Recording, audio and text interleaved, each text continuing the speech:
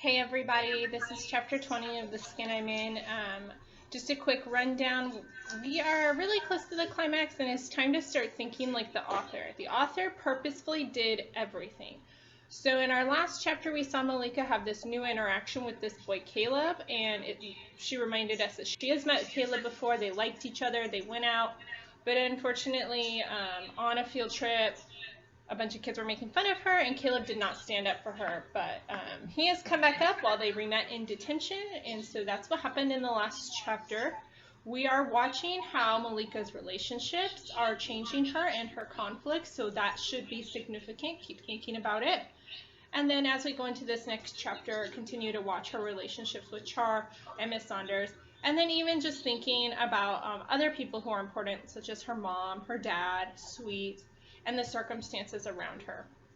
What is happening to Malika that is going to either solve her problem or change it in such a way that the rest of the story has to be different and we get some falling action? That's where your mind should be.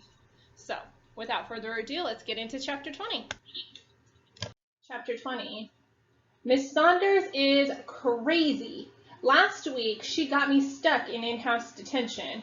This week, she's asking me to stay after school so she and me can go over my diary again. I had promised to meet her as soon as the 3:30 bell rings. I lied. I get to her room at 4:45. Why should I bust my butt getting to her when she put me in in-house detention? Instead of rushing, I stay and help Miss Carroll do some Xeroxing. That means making copies. Then watch the cheerleaders rehearse outside. When I get to Miss Saunders' room, she's not even there. The janitor says she's in the auditorium. We have got to give speeches in her class tomorrow, and she wants each of us to do it from the stage in front of a mic. She's there checking out the equipment. I figure Miss Saunders is on the stage, so I go into the auditorium by the backstage. The 9th graders are putting on the Wiz, and they got all kinds of junk on stage. I hit my toe on a wooden monkey and almost trip over some long ropes and cables. I want to scream when I see the witch's costume hanging on the hook in the corner like somebody's in it. I can overhear Ty and Miss Saunders talking. They can't see me where I am. This stuff was supposed to be off stage for my class tomorrow, Miss Saunders is saying. Nobody here does what they say they will, when they say they will. Thanks for agreeing to help me move it, Ty. Ty stands up and walks over to Miss Saunders. They push 2 tables toward the stage curtains, then stop to take a breath. I don't mind.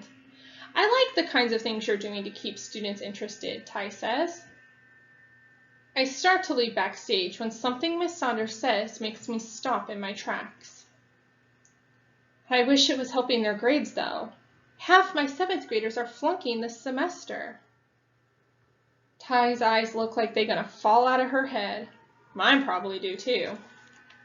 How can that be? Ty says, standing and stretching her arms to the ceiling. Then bending over like a ballerina taking a bow, she grabs hold of her ankles and pulls her head in between them. I hear your students in class. They love it. They get so excited. Miss Saunders bends over to get a good look at Ty. They are so enthused in class, full of great ideas. That's great, Ty says, standing and stretching from side to side. Their insights are fantastic, Miss Saunders says, right on target, but their test-taking skills are just terrible.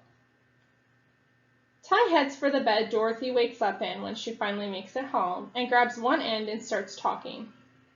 That's not unusual for many of our kids, but you managed to get them to like Shakespeare, to read something other than the TV guide. Help them learn to test better. Don't kill their spirits by flunking them and making them think that nothing they've done really counts. Miss Saunders sits down on the edge of the bed. I can't give them what they haven't earned. Nobody is asking you to do that, Ty says.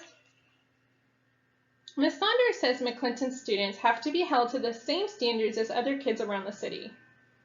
Ty says that's true, but that tests ain't the only way to prove you know something. They will thank me later, Miss Saunders says. Ty sits down on the bed and folds her legs. If you're still here. Miss Sanders stands and folds her arms tight. I know the students have been hard on you. The picture on the blackboard, the name calling in the halls, kids telling you to buy a new face. I don't want to talk about it. Let's get this stuff off stage. Miss Saunders gets up and starts dragging the end of the bed toward where I am standing backstage. I'm fumbling with my book bag and trying to get out of there, but I don't make it too far. I can't help wanting to hear what they're saying. Ty walks over to the edge of the stage and sits down.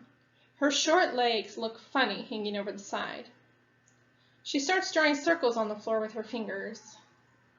Ease up, she says to Miss Saunders. None of us is perfect. That's easy for you to say, Miss Saunders says. Then they starts talking real soft and sad, telling Ty how when she was little she prayed to God to make her face perfect. He didn't, she says. So I tried to make up for it, to be perfect at everything else I did. Then Miss Saunders said she always had to be better than everyone else at everything because people always thought she was less than due to her face. She says she's always had to dress better, to get the highest grades, and to be more creative. At her job, she had the highest sales record in the company for 6 years straight. Even here at McClinton, she says, I put in longer hours and give students an educational experience that they won't find anywhere else. It's a lot of pressure to put on yourself and everyone else, Ty says, coming closer to Miss Saunders. You are a great teacher with good ideas. These kids will like you no matter what you look like, she says. But it's your need to be perfect that will ruin you here, not how you look. Miss Saunders takes out a mirror and starts redoing her lipstick. The next thing I know, she's staring right at me through that mirror. Malika Madison, you little sneak.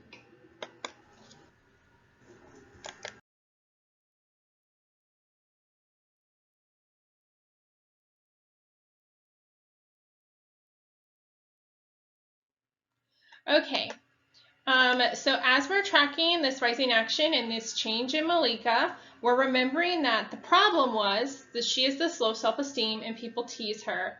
And so as we're watching our conflict and our escalation of it, we're also watching relationships. And in this chapter particularly, I find out some pretty important stuff about Miss Saunders.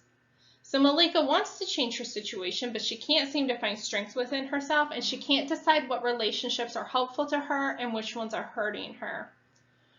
But if you are paying close attention in this chapter and your brain works anything like mine, you probably are thinking Miss Saunders and Malika are a lot alike.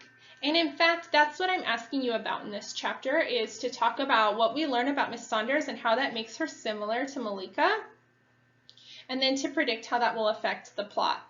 Don't answer that question quite yet. Of course, you can jot down some notes if you want to, but before you submit the assignment, wait until you hear chapter 21 because it's going to continue to develop the relationship between Malika and Miss Saunders.